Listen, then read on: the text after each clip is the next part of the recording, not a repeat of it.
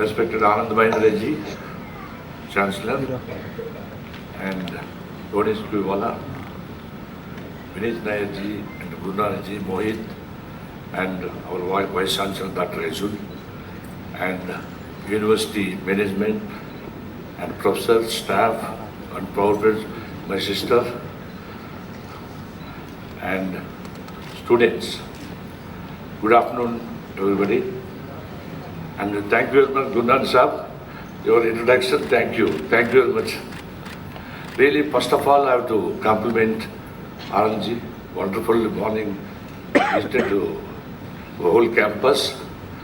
And Anandji, almost 8-10 years back, when I requested him to mentor to my son, he agreed.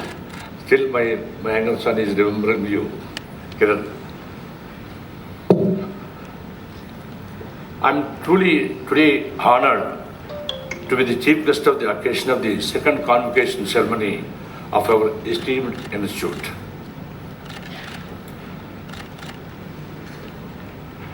Dear graduating students, my congratulations to each one of you and your families and friends. I'm well aware how special this day is for you. Graduating from here, you will be embarking on your respective journey. Some will join corporate, some will become an entrepreneur, some will join family business, some may go for higher education. However, you must understand as what kind of world you are entering into. As you all know, we are living in a VUCA world, volatile, uncertain, complex, and ambiguous, dominated by geopolitical tensions, wars, mutual catastrophes because of the climate change, several such global issues impacting day-to-day lives. To add to this, technology is revolutionizing our lives. With the kind of exponential advancement in technology, disruptions are bound to happen. We are entering into infinite era. Artificial intelligence is replacing human intelligence. To achieve success, such as a social, economical, and political environment, we need two very different skill sets. Anandji, I have also seen ChatGPT as the chief guest of convocation. What I have to talk? I prepared. But before taking that, just a ChatGPT I checked. But they say some humor, some your life experience you share with the students and give a correct messages. Mr. Roniwal already has given his experience out of this. Some of the things I will maybe repeat. I would like to share the skills required from the experience of my life journey of last 50 years. I started with a zero base, created one of India's most reputed infrastructure government.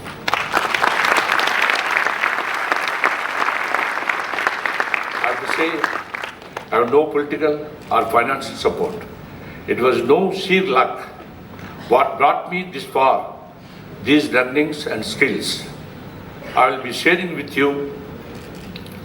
During this time, I have put on different hats. As a student leader, I am from Mahindra University. I used to be a student leader, aggressive student leader, and a trader, and a manufacturer, and a banker, now as an infrastructure developer. I came from a small village called Razam, from Visakhapatnam, 100 kilometers. It is a backward district. There is an Naxalism started that day as the government district. I belong to a middle class family, completed my engineering graduation with a great difficulty. Post my engineering, I was an employee of one of the paper mill in Rajahmundry. After an unsuccessful stint with the job, I joined the family trading business.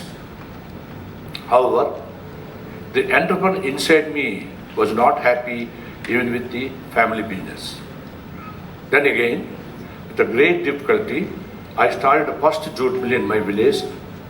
with the 3 lakhs rupees made it successful. RNG still I'm running the jute mill, I'm giving to lease to this in my village.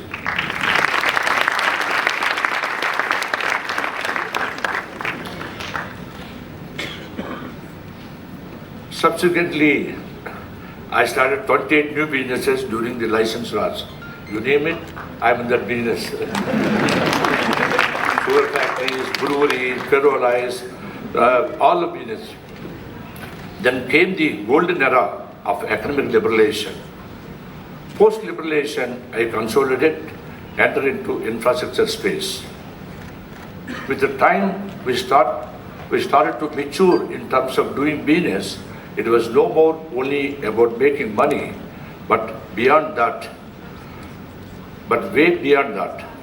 Having myself seen great adversities during my childhood and remembering the sufferings of my fellow villagers and then underprivileged Indians. I'm talking about 1978. I wanted to contribute to the social upliftment while supporting the nation in its economic upliftment. We want to create a value for the society. Thus, to align with the vision, we appointed the McKinsey to create a vision and mission statement for our group. We also wanted to create an institution in perpetuity with a focus on infrastructure development, since that was a need of the hour of the country. In first generation, it's very difficult, but I'm trying. With this strategy, I consolidated, divested all the 28 businesses except jute mill, including a banking business, VUCA Bank, which was close to my heart. That will be mentioned with the ING was taken, later is mentioned with Kotak.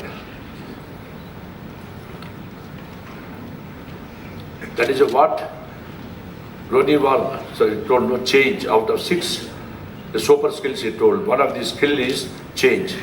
I embrace the change, is the message I'm stressing upon here. Embracing the change or adaptability is very important. There should not be any emotional attachment for the assets. More so, in today's ever-changing environment, one needs to be very adaptable and agile. I want to reiterate that overall success for an individual is not only based on education, but also on some of the other life skills adapted by them during their life journey. You need to have a good value system to survive and excel in the journey called life. Dear students, though it might look like a dream success story, but my life journey has been full of adversities, full of setbacks, failures. Those challenges, I've tried to convert into opportunities. Even today, I face challenges in the managing business and family. We got a family, but today all challenges are managed because our family together, our family governance, we made a family constitution. However, I also mentioned by Ronnie, you have seen your book, Dream with Your Eyes Open, your entrepreneurial journey. Very good point is failure is comma, not a full stop. This really, I impressed already. In this process, I have developed resilience to face any adversities, which is nowadays called adversity quotient, AQ. This is the first message for you to develop a strong adversity quotient. Next message, coming out of comfort zone. Leaving your comfort zone is extremely important, else you will stagnate in your lives. During my life journey, when I was a banker, invested all my life savings into bank, there came a situation I was forced to move from my village, Rajam, to Bangalore, in order to save the bank. It was not easy at the age of 46, having a great social connection, to leave everything and move to new unknown city. It was again at the age of 66 that I had to move to Delhi with 1850 people, whole corporate office moved to Delhi because they challenged our airport, when I've taken the Delhi airport, one of the worst airport in the world. Today, the airport are built within 3 years. Normally it will take 8 to 9 years. Now, today, world, the best airport in the world.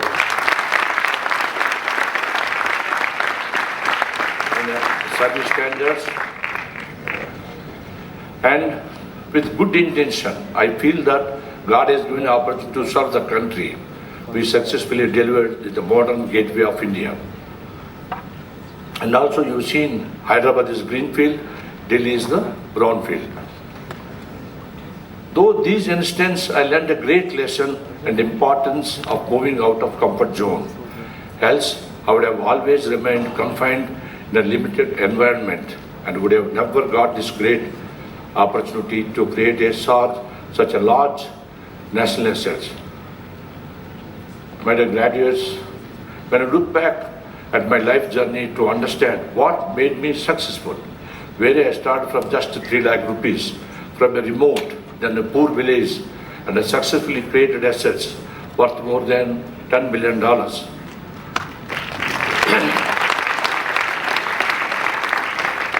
I found it is because of my strong self-belief and value system. When Ronnie says, and also people on the dais, they're all successful in professional career, including Anand, because of their self-belief and their value system. Strong self-belief is a basic ingredient of success. It is well proven that not only success people are always the first ranker or academically brilliant people. In fact, it is a contrary, and we all know the success stories of the backbenchers and the college dropouts. It is their strong self-belief which makes them successful. As you can also see on the dais, these successful leaders are all of men of great self-belief and fundamentally strong value system. And talking about the value system, as Ronnie says, humility. Recently I read one of the article, success people in the whole world, 2 things, curiosity, humility. If the 2 things you have, then you will have successful. Humility is the fundamental value which supports us learning and team building, which are crucial for success in work life, be it any field. As a success comes, one develops ego. This ego spoils relationship, reduces listening capacity, stops growth, and eventually leads to the downfall. My caution to you to avoid developing ego, you have to be very careful. It will enter very subtly without even knowing. There is a book called, I read a book, Economics, by David Bertram and Stephen Smith, that talks about how ego has not only destroyed companies, but also families. It also speaks about what makes ego our greatest asset or the most expensive liability. You can always keep check. What is, I don't have ego. If you ask anybody, I don't know, say, if anybody asks, they say, I don't have ego. But 4 things is important, 4 indicators, you have ego or not. One is doing comparisons, become defensive. Third one is displaying your intellect and always looking for acceptance. These are the 4 indicators for you, for your ego or not. Touch the sky with your feet firmly on the ground. Here, let me share with you all these businesses throughout my life were new to me. I was one of the first movers in airports, energy and highways in the country. I kept on learning and implementing at every stage of my life. One of the key ingredients of my success, learning and implementing my learnings. I strongly recommend all of you to behave like a student throughout the life. Keep learning until your last breath. This learning attitude comes only if you have the very important 2 things, curiosity and humility. As my next message for the day, I would like to quote some learning from an article named The Making of a Corporate Athletic published by Harvard Business Review, Jim Lawyer and Tony Schroes. As per the article, there is a high correlation between mental, physical well-being. The article goes on to compare life of an entrepreneur or a corporate executive to that of an athlete. While I do or practice most of his learnings, it also helped me improve upon them.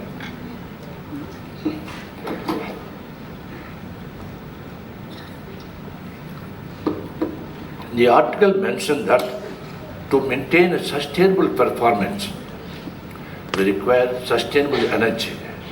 For this, we require to build up on our 4 capacities, namely physical, emotional, mental and spiritual capacity. A very important aspect to have a sustainable energy in work life, with the new generation sometimes neglects, is the spiritual capital. Spiritual does not mean only following the rituals. If you have to lead a sustainable growth, you have to manage yourself first. And to manage yourself physically and emotionally, you need spirituality and yoga, which is irrespective of any religion. Spirituality and yoga help in coping with life's complexities and work-life challenges, provides a perfect harmony of body, mind and soul. It reduces stress, brings clarity of thoughts and great focus in whatever you do. And whatever you want to say, clarity, one of the value, it will give us that. With this, I come to my last message for the day.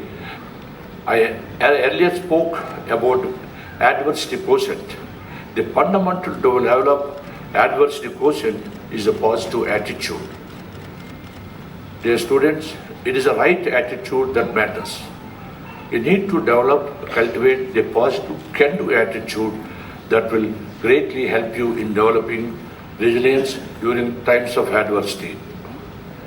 But we all keep on hearing positive attitude. But what exactly it means? Let me try to explain one story. A poor man lives with his 2 sons in a 1-room apartment. His wife had died many years back.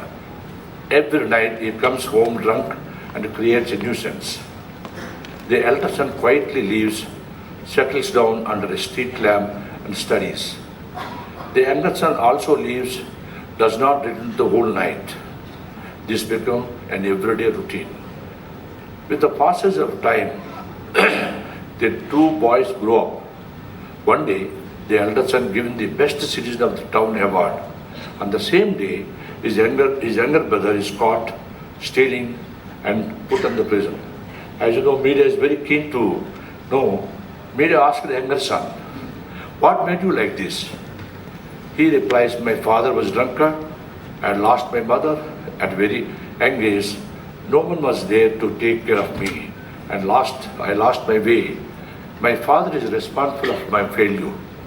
Same media asked the elder son, "What made you successful?" He replies, "The secret of my success is my father. He was an alcoholic. We are very poor. I decided that I should not be like my father. So I studied hard to make it better. I am very ever grateful to my father for showing me not to be like him." Now, you can see the same situation viewed differently depending on our attitude. Therefore, dear students, let us not to blame or make excuses. We always have a tendency to blame others for shortcomings. When we do that, we make someone else responsible of lives. The moral of the story is we have to take responsibility for our lives. We must learn to use what life gives us, not to blame our parents or our circumstances, no government like this, policies like this. Like this, we blame. I entered into license. That time I don't know, maybe unknown for cement, for everything, for first jute mill. Lot of I would apply. So much of problem I faced. But that is a system. I want to go. I cannot blame the government. We have to live with a positive attitude. It is all about attitude. Your attitude creates your altitude. To sum up, you need to develop a strong adversity quotient by practicing spirituality, possess strong self-belief, fearless and positive attitude, strong values and noble intentions. And in order to achieve growth, you have to come out of your comfort zone, embrace the change with high degree of agility. I hope you will follow all these learnings and implement in your lives. My dear graduates, tomorrow you may go to different parts of the world. You will grow in your lives as a professional or entrepreneurs, but you should always remain connected to your roots. Give back to society. The joy of giving is a gift of God. I believe that whatever I am today is because of the society. It is my moral obligation to give back. As the Mahindra Group contributes so much of to the society with their Mahindra Foundation and other CSR wings. In GMR, we have GMR Group Foundation working for the upliftment of the society, and we have now gone beyond thing to adopt ISR, individual social responsibility, as a further step towards contribute to society by each of our employees. Dear students, always remember your life is in our hands and you are the authors of your own destinies. I believe if you follow the learnings I shared with you today and take an inspiration from the life history of each the members of the present here on the dais, I am sure you can achieve whatever success you strive. You have so much to learn from the great accomplishment of the people. Keep the student in you alive. Keep learning and design your own destiny. You are not born to follow. You are born to lead. Lead the change with courage. And in the words of Sri Mahindra, one of the words he say, leaders don't look behind. Leaders don't look behind. They don't look to the side. They look ahead. I repeat, leaders don't look behind. They don't look to the side, and they look ahead. With this, I wish each one of you all the very best in your journey. Thank you, sir.